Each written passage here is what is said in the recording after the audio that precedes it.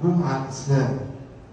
طبعا قعدت أتكلم معاها وأرد على قد معلوماتي أنا وبعض الحاضرين، لكن إحنا محتاجين نقدم ديننا بما يتناسب بجلال هذه الرسالة وسيدنا محمد صلى الله عليه وسلم المتمم الخاتم للرسالة صلى الله عليه وسلم.